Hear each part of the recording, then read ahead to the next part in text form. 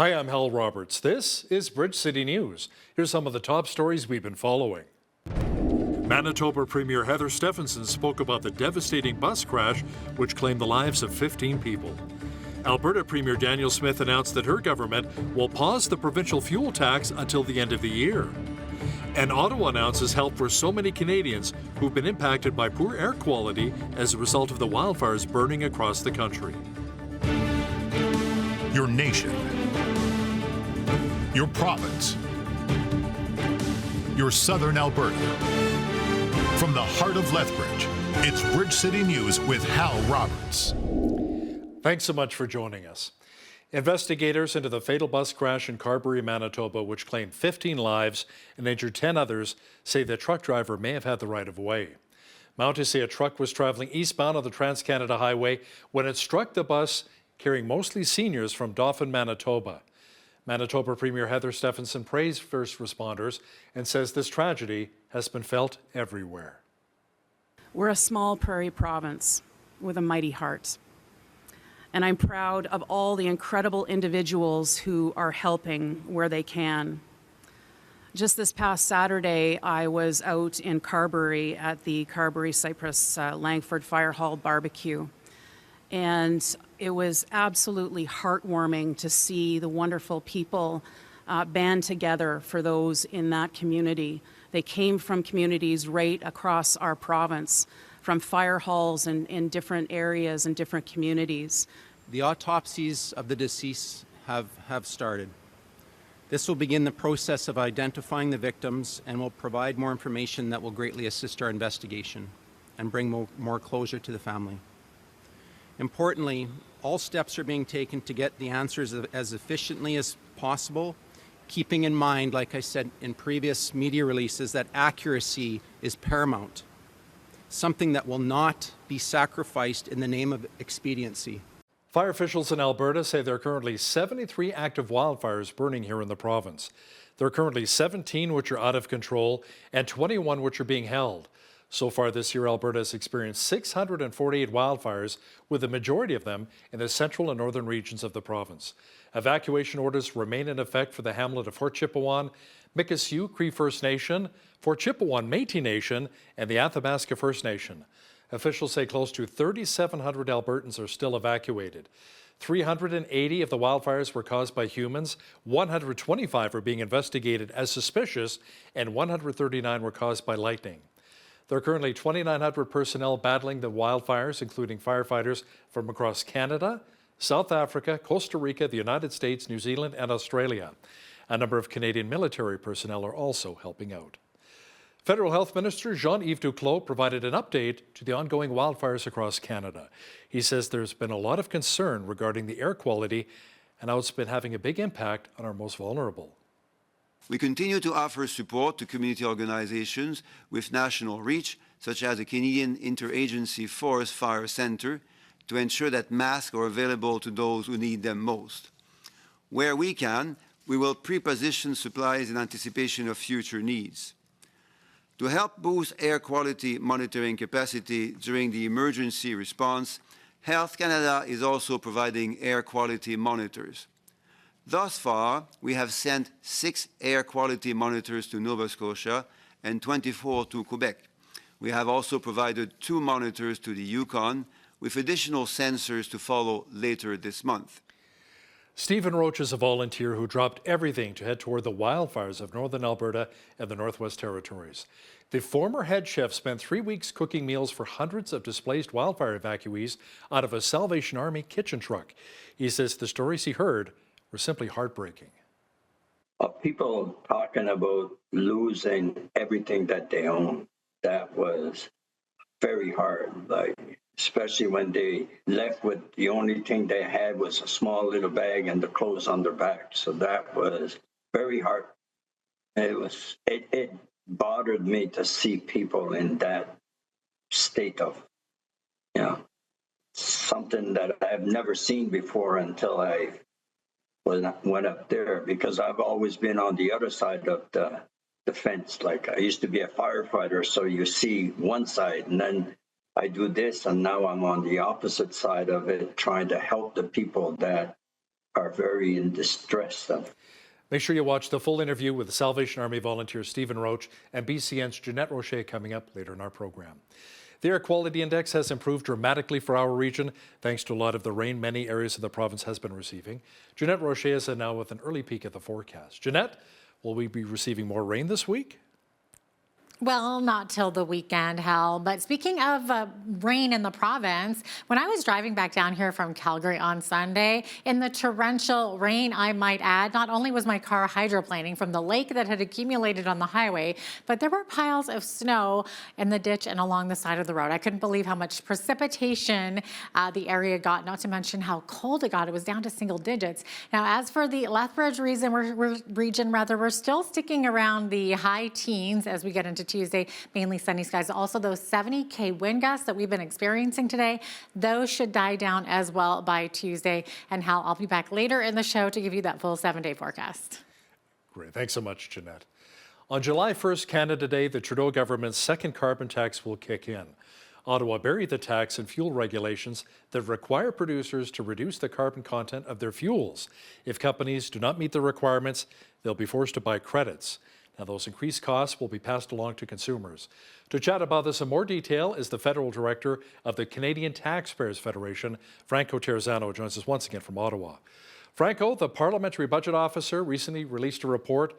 Once the regulations are fully implemented, how much more will this cost the average Canadian family? Well, Trudeau's second carbon tax is going to cost the average family big time. So by 2030, the second carbon tax will cost the average family in Alberta more than $1,100. And remember, folks, the second carbon tax, there are no rebates there and is being put in place in addition to the current carbon tax. So by 2030, not too long from now, Trudeau's two carbon taxes will cost the average family in Alberta more than $3,900 every year. Now, Canadians for Affordable Energy also released a report discussing how potentially damaging the second carbon tax will be, as in a high number of job losses. Oh, yeah.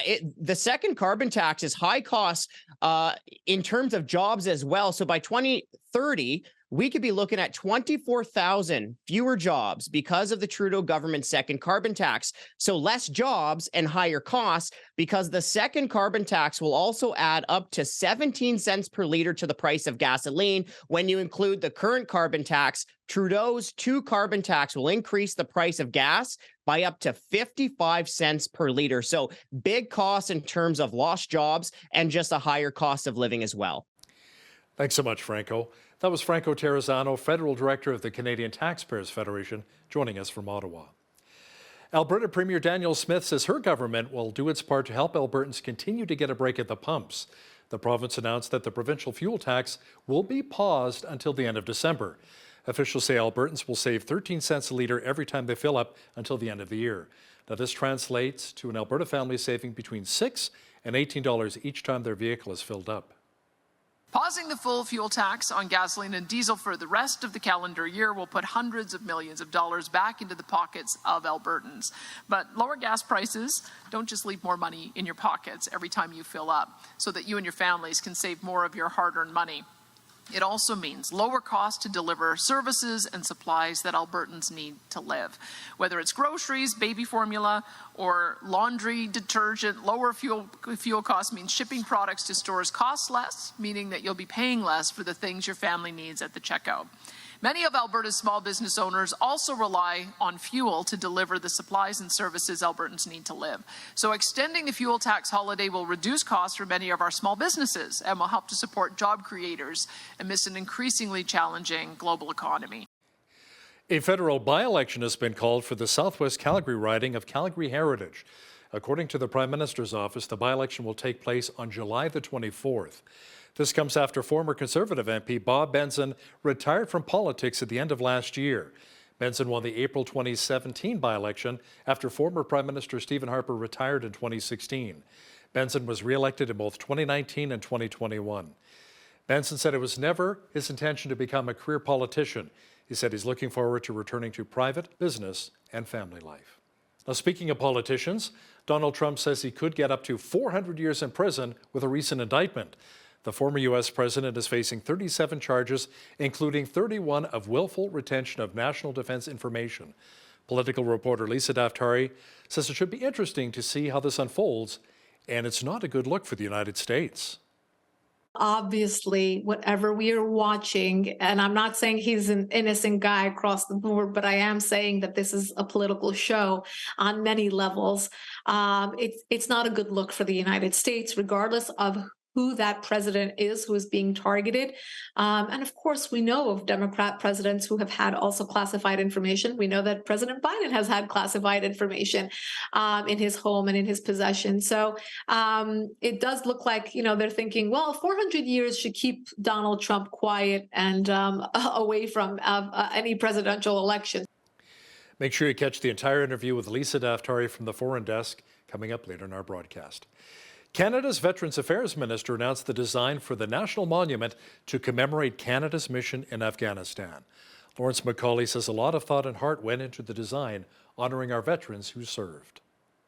On behalf of the Government of Canada, thank you to everyone who has so far contributed to this creation of the National Monument to Canada's mission in Afghanistan. Thank you to our veterans and to all the families who helped them serve. And congratulations to Team Stimson. Merci beaucoup. A Red Cliff, Alberta man was taken into custody following an incident on Friday where shots were fired at police. RCMP say they responded to a report about an assault and theft at a property. When they arrived, they located a suspect who resisted arrest and fired a gun at them. Fortunately, no one was injured, and the suspect was later arrested. 32-year-old Jonathan Andrew Kearney faces various charges, including the reckless discharge of a firearm, resisting arrest, and breaching his bail conditions. He is scheduled to appear in Medicine Hat Court on Tuesday. Members of Lethbridge Fire and Emergency Services responded to a house fire on Sunday evening. Crews from 3 stations quickly helped extinguish the blaze at a home on Aberdeen Crescent West. Staff say they believe the blaze started in the outside deck and moved into the basement. There were no injuries, and a damage estimate is still being tabulated. The fire is still under investigation.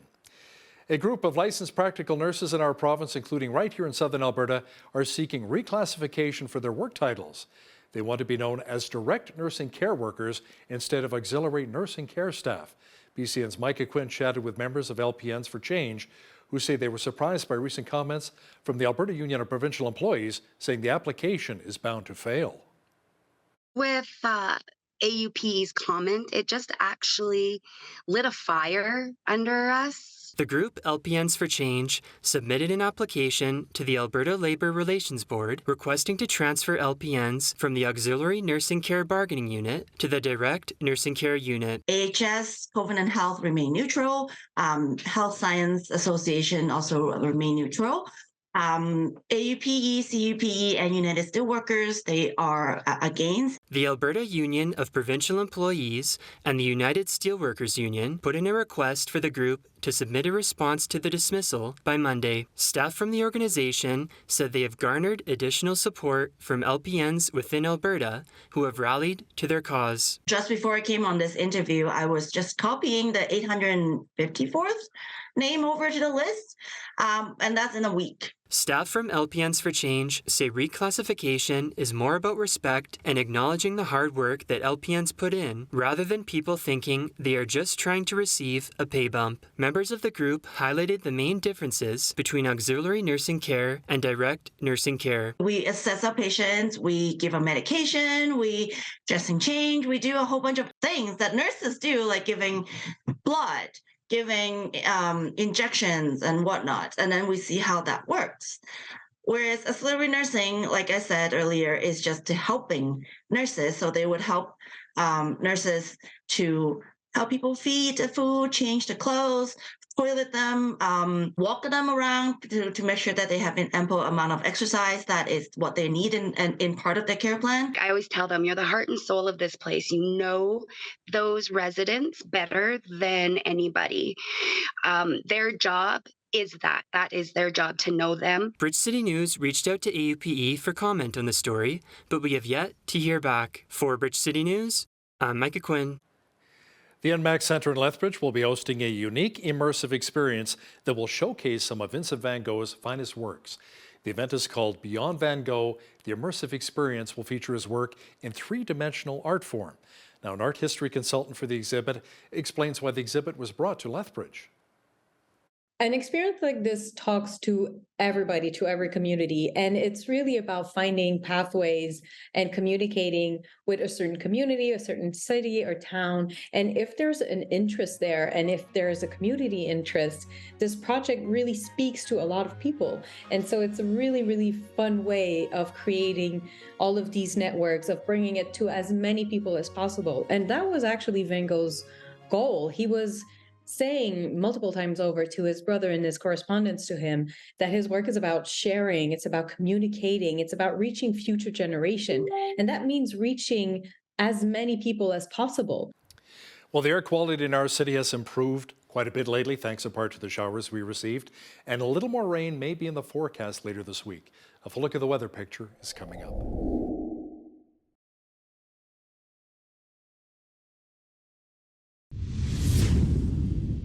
You know, it appears as though a number of communities near Hinton, Alberta have received a bit of snow. Now here's a picture from Linda Gay-Monat, whose family member had to drive through the ice and snow earlier today to get to the Coal Valley Mine south of Robb, which is also located south of Hinton. Wow, be safe out there. Jeanette Rocher is in now with all of the weather details for our region here in southwestern Alberta. Jeanette, no snow for Lethbridge, but we may see more showers later this week. Yeah, thankfully no snow here, especially as we're getting into the summer solstice this week. So I should hope not. But yeah, as for rain, we're not looking at those raindrops falling until at least the weekend. So until then, we've got a little bit of sunshine expected on Tuesday, high of 19 degrees. Same thing, 19, mainly cloudy skies though on Wednesday, back to sunshine on Thursday with a high of 22. That's more seasonable. And then that rain beginning on Friday, 30% chance, 22 for a high. And then Friday night into Saturday, looking at 60% chance of showers, 23 for a high on Saturday and high of 25 degrees on Sunday. That's more like it. Okay, average high for this time of year, 23, average low 9 degrees, 33. That was our high temperature on this day. That happened back in 1985, and in 2004, it was a chilly 1 degree. Okay, let's look at the sunrise this morning. That happened at 5:23, sunset this evening at 9:42 p.m. We're looking at 18 hours, 19 minutes of daylight as those daytime, the sun is staying out much longer these days, especially with the summer solstice coming up on Wednesday. Okay, 17 for a high in Victoria, 14 by the water, though, 30% chance of showers, 60% chance in Vancouver, high of 17 only. That's kind of chilly there. Edmonton, looking at the temperature steady at 10 degrees and looking at shower activity throughout the day. Same thing for Calgary, lots of showers and high of only 10 degrees. I told you it was cold in that region. I saw snow. I saw it with my own eyes. Okay, 21 for the high in Saskatoon under partly cloudy skies. Regina seeing some shower activity, 20 for a high. In Winnipeg, looking at sunshine in the morning and then clouds developing later on in the afternoon, looking at the chance of a late afternoon thunderstorm, high of 32 degrees. Winnipeg also very humid, looking at a humidex of 39. As we get to the central part of the country, 26 for a high in Toronto. Lots of sunshine there. Sunny skies expected as well in Ottawa with a high of 27. 27 also in Montreal. Montreal looking at very humid conditions there as well and plenty of sunshine. As we get to the East Coast, Fredericton seeing some shower activity expected. Fog patches dissipating in the morning, 19 for a high. 17 expected to be the high in Halifax. Charlottetown looking at 14 degrees for a high, 30% chance of showers, and 2 to 4 millimeters of rain expected in St. John's, Newfoundland, and 50k winds by the coast there, high of only 7 degrees. There you have it. That's your forecast. Empire Company is expanding its Voila online grocery home delivery service to Alberta. The company that owns Safeway and Sobeys says it's launching the service for customers in Calgary, Edmonton, and surrounding areas. The move follows the growth of the grocer's e-commerce service in both Ontario and Quebec. Empire says it will offer close to 20,000 products from Safeway, Sobeys, Chalo, and Freshco. A new report says retail sales growth in Canada is outperforming much of the world so far this year. The Collier's 2023 retail outlook says sales climbed 2.4% in March compared with the same month a year ago. In comparison, U.S. retail sales were up only 1.6%, while dropping in the United Kingdom, France, and Germany. The report says this is a sign of ongoing resiliency of Canadian shoppers despite higher inflation and recession predictions. More than 40 multinational corporations, including Amazon, are pledging to hire more than 13,000 Ukrainian women and other European refugees over the next few years. The announcement coincides with World Refugee Day taking place on Tuesday. The United Nations says 110 million people have been displaced around the world, including around 12 million from Ukraine, and the largest movement of refugees in Europe since the Second World War. Well, the markets were closed on Monday in honor of Juneteenth, a federal holiday in the United States commemorating the emancipation of enslaved African Americans. But right now, I'd like to take a quick moment to say how proud I am of our team right here at Bridge City News.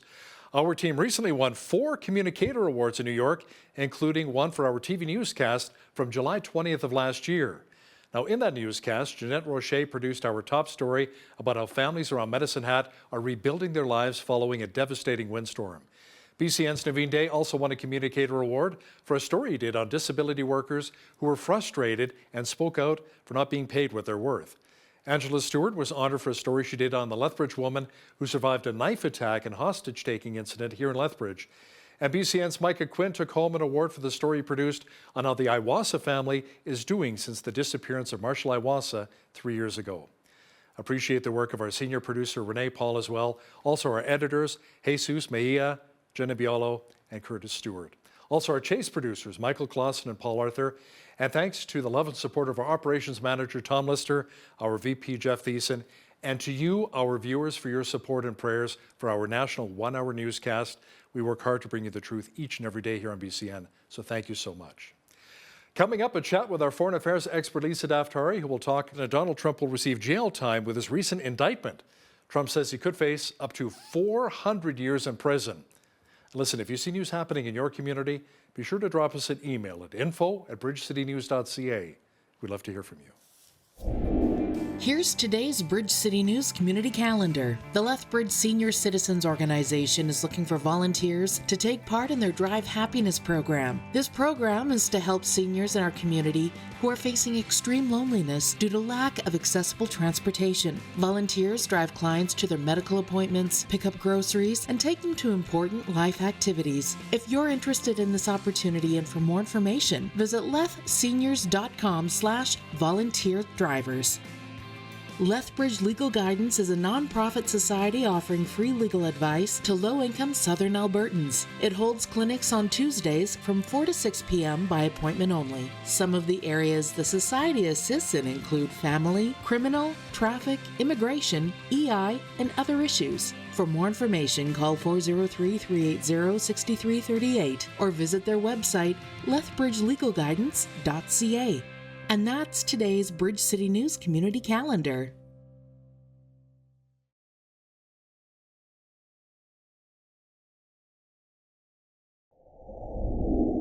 You know, there have been more talks of reviving the 2015 Iran nuclear deal, but at the same time, the United States is reimposing sanctions aimed at curtailing oil exports, which would generate a lot of revenue for the Islamic regime in Iran. Now, to chat about this in more detail is the foreign affairs expert and the host of the Foreign Desk, Lisa Daftari, joins us once again from Los Angeles.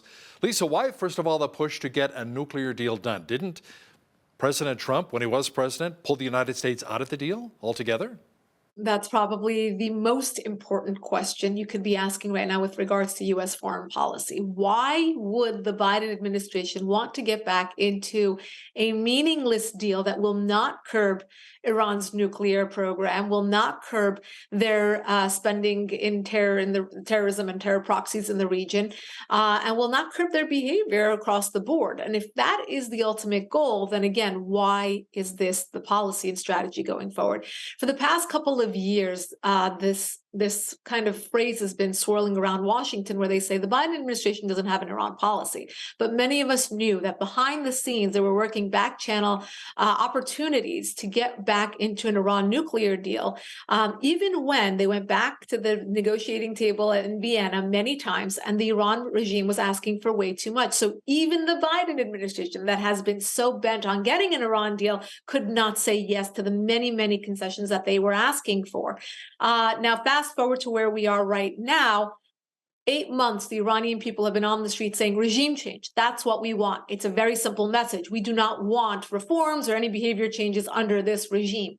The Biden administration has stopped short of supporting regime change. They said we won't get involved in regime change, but we do support the people's movement. We do support the sanctions. But meanwhile, this is double talk. Why? Because, Hal, as you know, the Foreign Desk posted a video over the weekend showing Robert Malley, who's the Iran envoy for the United States, attended meetings with different officials on the sidelines in secret, in privacy, to discuss going forward with an Iran nuclear deal. And I'll add this last piece is that the reason why they won't call it a nuclear deal is because the Biden administration does not want this to go through Congress. They'd rather call it some sort of understanding, a memorandum, in order to circumvent going through Congress, because they know that this bill or this nuclear deal has no chance in the U.S. Congress. Wow. Lisa, Hamas's leader who lives in Qatar is expected to meet with Iranian leadership to discuss new development in the region. Now, some say visiting Iran is a sign of improved relations between the Islamist terror group and the Islamic regime. That's not really good for us here in the West.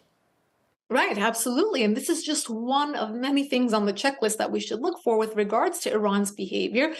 We know that they've been supporting terror groups in the region, from the Houthis in Yemen to Bashar al-Assad's insurgencies in Syria to Hezbollah in Lebanon for many years, Palestinian Islamic Jihad, and of course Hamas in Gaza. It's been going on for many, many years. What the regime has recently started to do, however, is expand its portfolio, right? We know that they just normalized relations with Saudi Arabia after 44 years. And of course, that was a deal that was brokered by China. Another red flag for us. The fact that Iran is opening up its network, the countries that have agreed to work with Iran's regime, we can no longer say that we're isolating them to get a certain change out of them, but they have found other partners. So that's why we see so many oil sales. Their oil sales are actually up, even though we say that there's sanctions on them. And even though the people in Iran have been on the streets for 8 months, the regime continues thumping its chest and moving forward. And of course, meeting with Hamas officials, meeting with Taliban officials, meeting with people from China and Russia, and of course, again, expanding its circle into Latin America, the African continent, and more. Now, speaking of meetings, Lisa, political experts say the relations between Iran and Saudi Arabia are improving, thanks in large part to a recent visit to Tehran by Saudi's foreign minister, Faisal bin Farhan. Yeah, so the doors are open and there are different meetings. So when China brokered this deal, the United States and Israel, frankly, were like, well, we're kind of blown away. We don't know this happened. And they didn't, right? Which is, again, another red flag. But the fact that China has become this main key player in the Middle East is, of course, very concerning. But the main question that people were asking is, what does this deal mean? Is it just something on paper, or will it actually mean something? Like we've seen with the Abraham Accords, with moderate Arab nations actually having real private and public dealings with Israel. Here we're seeing Saudi visit to Iran. It's not a good sign for us. It means that actually there will be some cooperation on some level, whether it's economic or strategic or both. We shall see. But the fact that there was a visit should be very concerning to the United States and should really factor into how we shape our foreign policy in the Middle East going forward. Palestinian leader Mahmoud Abbas recently wrapped up a visit to China. Now he was looking for economic aid and expressing concerns over China's repressive policies towards Muslim minorities in parts of China. Right. So a lot of hypocrisy here, right? So we see Mahmoud Abbas going over to China. Again, this network of rogue players is absolutely growing, and they don't stop at anything, right? So China would love to meet with Palestinian Authority. They'd love to meet with Iran's regime, with the Taliban. And again, of course, especially go down the list of partners that are not on such good terms with the United States and the West. So with regards to the Mahmoud Abbas, there is a lot of talk of this hypocrisy because the Uyghurs, as you know, are the Muslim minority group in China that have been persecuted. They work in sweatshops. Their children work in sweatshops. They have been raped and again, marginalized, thrown in prison, in camps. I mean, it's horrific. They've been written up many times by different rights groups, the United Nations and others. But here we see Mahmoud Abbas going over there and really not showing the support, or not at least not having it change or shape or pivot any sort of or any part of his trip or any part of his relationship with China. So, Lisa, how concerned should we really be here in the West with China meeting with Iran, meeting with Russia? A lot of the adversaries of the West joining forces right now to create an even bigger powerhouse around the world right now. How concerning is that? Absolutely concerning. And it's not just there, Hal. We know that they're growing in terms of their influence inside Canada and the United States as well, inside our universities, inside our labs. I mean, they have operatives working in so many different important sectors.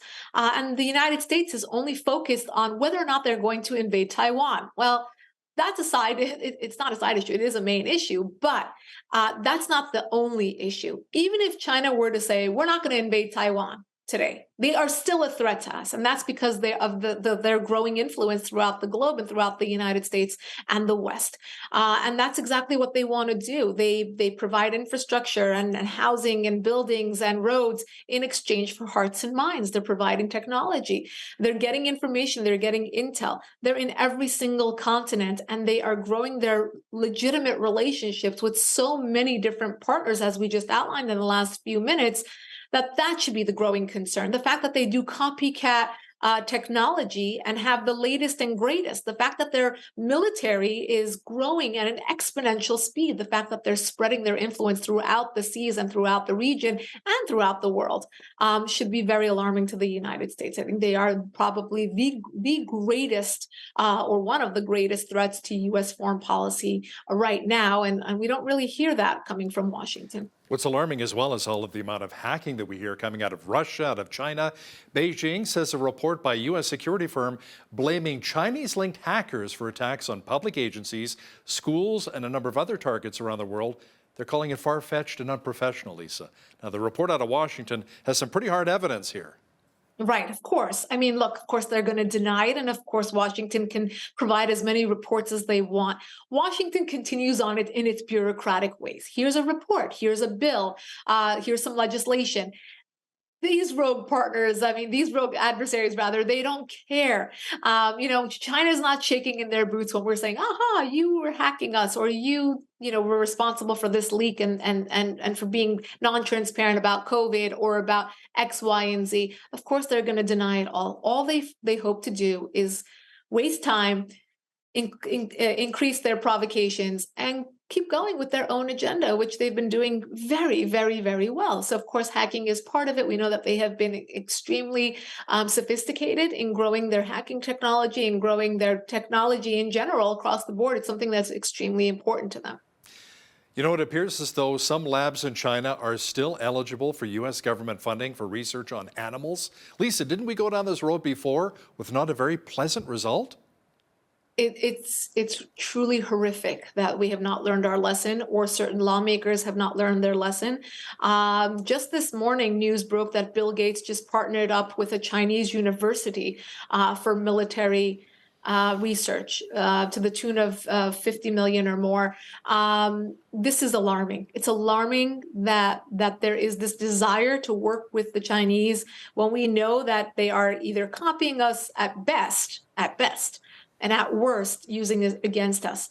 And that is what we have seen, right? So we know that they have operatives in different places. We know that anything that we have given them, they have used against us, and they have used to better themselves across the board. And that's exactly what we're seeing. So wake-up call to all the lawmakers in Washington, D.C. regarding the threat that is China and how they are marching on. And they've not been stopped, and they probably won't be stopped under this administration. But it is definitely a wake-up call to those elected officials who are supposed to protect us and to protect America.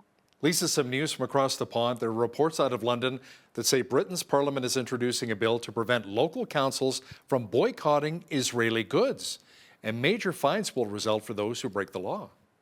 This is wonderful news. It's wonderful to see the UK be proactive and really a leader in defending Israel, in defending Zionism, and really protecting against the boycott and divestment from Israel movement that has been really a hijacked movement in the West, where they kind of piggyback on a lot of intersectionality and a lot of other social justice causes and say, well, if you care about these other causes, you also should hate Israel.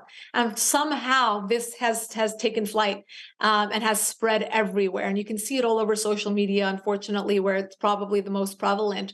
But the UK, I applaud them. You know, the White House, the UN, they still have trouble even defining anti-Semitism, defining, all these hate crimes that have been committed. Number one hate crimes right now in America are against Jews. And it's really an astounding statistic when you look at the small number of Jews that there are in America as compared to other minorities. No one should be hated. No one should be targeted. And when they are, the UK showing us by example what we can do to protect especially large corporations and entities from going against or following this trend of hatred against Israel. I was chatting with one of our producers here this morning, Naveen Day, and we were chatting a bit about what Trump is going through. And Lisa, former U.S. President Donald Trump says he could face up to 400 years in prison with a recent indictment. Now, Trump faces a total of 37 counts, including 31 of willful retention of national defense information. Let me ask you, does he stand much of a chance here? What's going on? I mean, who knows what's going to happen, but obviously whatever we are watching, and I'm not saying he's an innocent guy across the board, but I am saying that this is a political show on many levels. It's not a good look for the United States, regardless of who that president is who is being targeted. And of course, we know of Democrat presidents who have had also classified information. We know that President Biden has had classified information in his home and in his possession. So it does look like, they're thinking, well, 400 years should keep Donald Trump quiet and away from any presidential election. So I think that's what they're hoping for. They're hoping to get rid of him. But Hal, I will say, love him or hate him, ever since this trial has been on and these indictments have been announced, he has been able to raise a record number, a record amount of donation money, and his popularity has grown. So whatever they're doing is backfiring. Again, not a good look, regardless of what your political party or orientation is. This is not a good look. This is not a proper use of democracy or our justice system. It's using our justice system as a political tool to go against a political enemy. And it's very apparent. I mean, they can deal with him in different ways. And again, I'm not saying anyone is above the law, whether Democrat, Republican, or independent, but they should understand that this will have consequences for the United States and how this appears really to everyone. So let me ask you something. Who's the number one candidate for the Republicans moving forward? You got a pretty big election coming up next year. We do, and I believe it. All the straw polls that I've looked at show Trump in the lead. DeSantis obviously is a popular guy in Florida. He's popular among a lot of Republicans who kind of want to step away from the drama that is Trump. But again, for those two, DeSantis and Trump, to go against each other would be very counterproductive for the Republican Party, and Joe Biden would just have to stay in his basement and win another election. So we shall see what will happen. But again, I think it's very important for lawmakers on both sides to really see how their actions are detrimental and very consequential to the United States. This is not just a blip in history. This will have consequences going down the line. Let's see how it all unfolds. Lisa Daftari is a political reporter and host of The Foreign Desk. Lisa, thanks so much for joining us today from Los Angeles. My pleasure.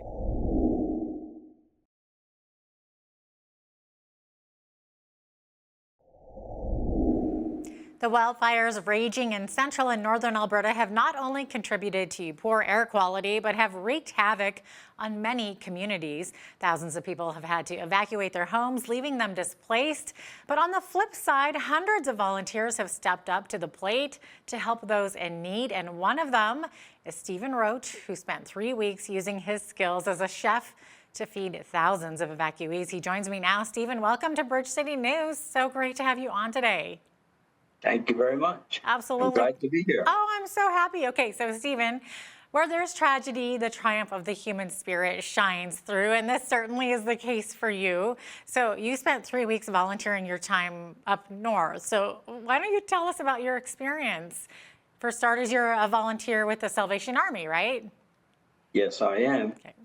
And it was an experience that I'll never forget, because I was in places that I've always wanted to see, the northern parts of Canada. And it was nice to actually experience them and helping people in distress and serving their communities.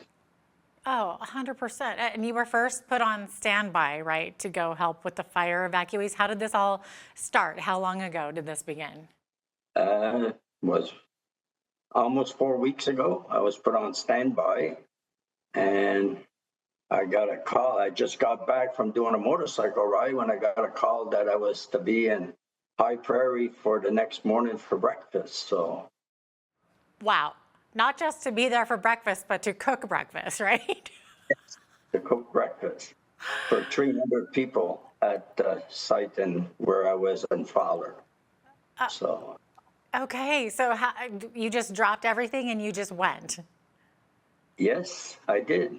I called Don, and he got me the keys to open the garage to get the truck, and we said a little prayer together, spirit, and then I was off on my way to northern Alberta. Right, and when you say Don, you mean Don Bladen of the Salvation Army here in Lethbridge, and the truck would be the kitchen truck, right, that you worked out of. It's a mobile kitchen, basically. So you drove this mobile kitchen all the way up there.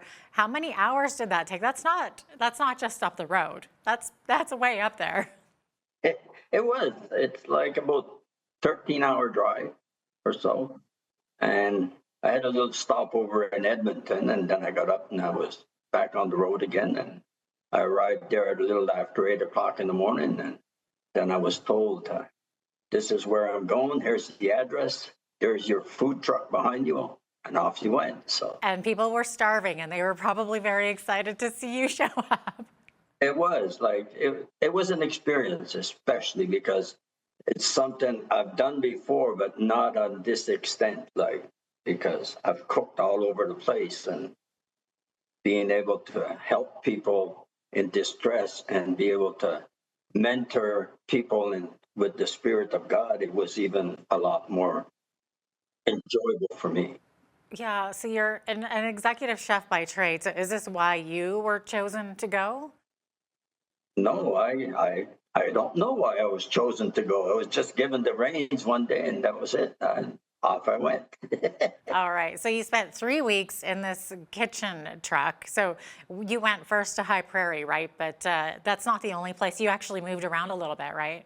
Yes. And then I went from High Prairie to Fowler, and then I went from Fowler up to Yellowknife, Northwest Territories. Incredible. And this was the first time that Salvation Army had ever been deployed to the Northwest Territories, right? Yes. We were the ambassadors for the Salvation Army in the Northwest Territories. That's incredible. Now, did you personally see any smoke or fire on your way up there?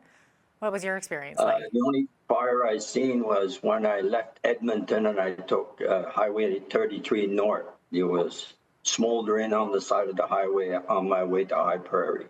But otherwise than that, I didn't see no fires whatsoever, but very smoky in places where I was, that you had to wear a mask half the time while you were in the kitchen cooking. Oh, yeah, I can imagine what an uncomfortable situation too when you're dealing with the smoke and trying to get all these people fed, and the highways were open for you, so you didn't run into that problem, right? No, we never ran into that problem whatsoever. My GPS just told me if there was fires that you couldn't go, so it took me alternate routes. So that was the easiest way to do it for me. Yeah, and Stephen, had you ever done anything like this before? No, I've been stationed in a lot of different places. I was with the Canadian Coast Guards. I was stationed in Frobisher Bay, Baffin Island, and stuff like that. But this was different. Yeah, way different.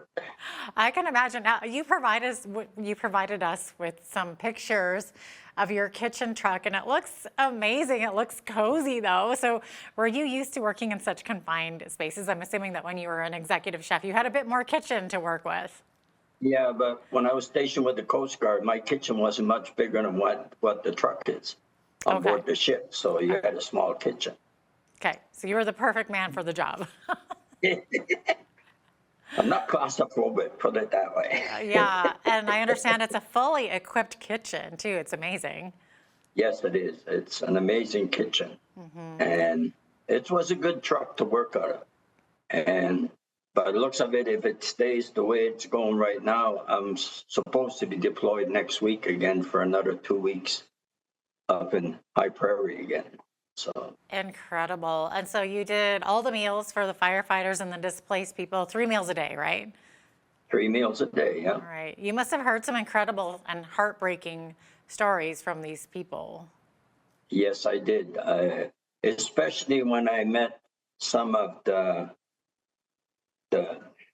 leading people from the different tribes that were up north, like the Métis and stuff like that. It was nice to sit down with some of the elders and find out where they were from and how they were coping. Like they were having a hard time trying to find out information for their own people if they could go back to the reservations where they are and stuff like that. That was difficult.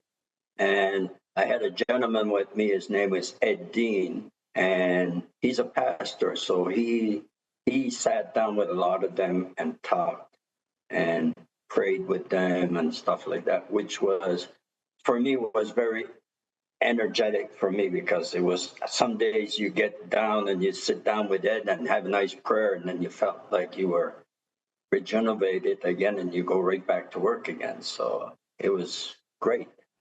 That's incredible. I would imagine these people were very scared, and some of them must have had quite the stories to tell you. Yes, they did. And what was nice about it in Yellowknife is that a lot of the people that were displaced, when we were serving the food, they'd come and help on the serving line, and they'd serve their own people. Like, it was nice to see that they wanted to get involved, because they're so used to working, and all of a sudden they're sitting around doing nothing.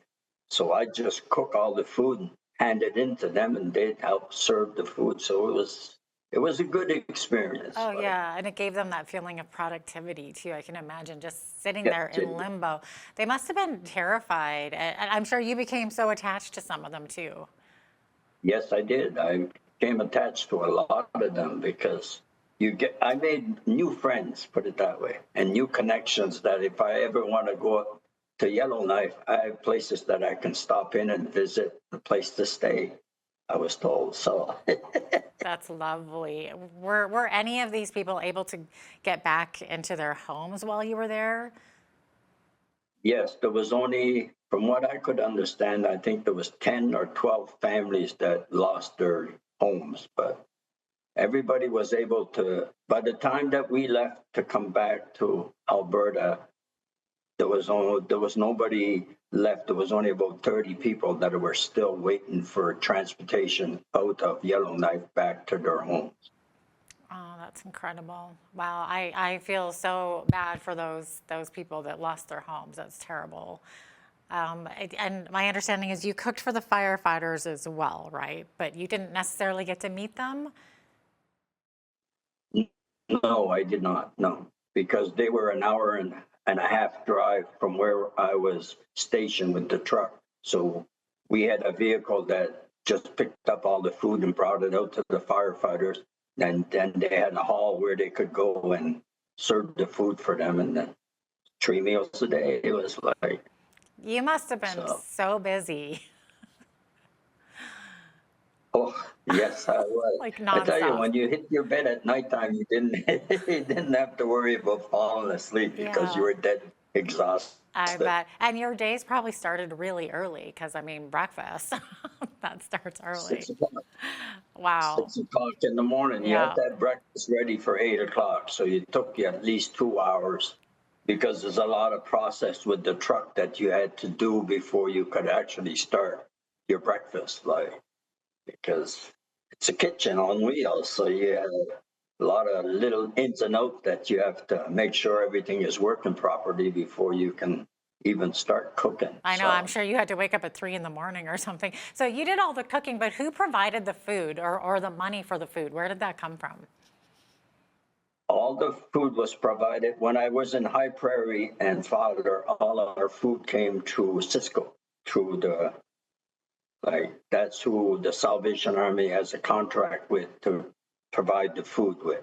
And then when I was in Yellowknife, we went to a directory to a distributor in Yellowknife which was easier for me to make menus for a 2-day or 4-day stint. And he'd order the food in for me, and that way I knew that I'd always have fresh food every day. So. And you made sure that you bought locally, right, to keep it in the community? Yes. In Yellowknife, we bought everything locally. So we've even cleaned out some stores some days on products that we couldn't find through the distributor, but we could find in a store like the Co-op or other places. So we went in, and the produce manager was not very happy with us some days because we took a lot of his produce, like fresh produce. Oh. What are you going to do, though? You have all these people, hundreds of people, I guess, that were kind of, it was a community center, right, where they were sort of living. We were doing a little over 300 meals per breakfast, lunch, and dinner, 3 times a day. Okay. And you were able to have the freedom to cook what you wanted to and what you needed to? That's incredible. That was nice. That is really, There was no really menu. nice. I made up my own menu as we went along, so which was easier because that way you knew that the product that you were serving was fresh and. Oh, incredible. This must have been probably one of the most rewarding experiences for you. It was very gratifying for me. Like, as a Christian, I believe that we're here to serve, and that for me was the biggest I've ever served before. Yeah, I can imagine. Absolutely. What's next for you, Stephen? I guess you said you're sort of on standby. You're waiting to go back to High Prairie next week. I don't know. I'd like to take a trip back to Nova Scotia on my motorcycle, but I'm just waiting to see what happens. You're a man of mystery, for sure. And then to stay that way. Yeah, well, I mean, let's hope that these wildfires subside and that everything gets back to normal and you won't have to go back to High Prairie and do this all over again. I hear that there's supposed to be rain for the next few days. That might help the situation. Stephen, I'm sure that those northern communities are so grateful for you. And we're so thankful for your service and what you're doing. And I mean, if you do go back up there, like you mentioned before, you might be able to see some of those people that you became so attached to. Yes, I hope so. Yeah. It would be nice to be able to reconnect with a lot of the people that I helped while I was up there. Yeah. What was the general feeling when you were there? Were they scared? Was it like apprehension, anxiety, or was it just kind of like, this is how it is? When we first got up there, it was, they didn't know what to expect with us arriving up there to do what we were sent up there to do. But the second day when you had people come to the truck and saying thank you, and they wanted to come up into the truck and have a look of the kitchen facilities and stuff like that, it made me feel a lot at ease with myself and with them. So that way I knew I was doing something good for the community itself by serving meals to them. So, What were some of the most heartbreaking stories that you were hearing? People talking about losing everything that they own. That was very hard, like, especially when they left with the only thing they had was a small little bag and the clothes on their back. So that was very hard. It bothered me to see people in that state of, something that I've never seen before until I went up there, because I've always been on the other side of the fence. Like, I used to be a firefighter, so you see one side, and then I do this, and now I'm on the opposite side of it, trying to help the people that are very in distress. Yeah, absolutely. Well, we appreciate what you're doing there. I'm sure that they do as well. And thank you for coming on today and sharing your story with us. We really appreciate it. You're very welcome. I hope we can do this again sometime. Absolutely. Let me know when you're back from High Prairie. That was Stephen Roach, a volunteer with the Salvation Army. He's an executive chef turned volunteer cook for hundreds of displaced wildfire evacuees. We're so grateful for him. I'm Jeanette Roche on behalf of all of us here at Bridge City News. Thanks so much for watching.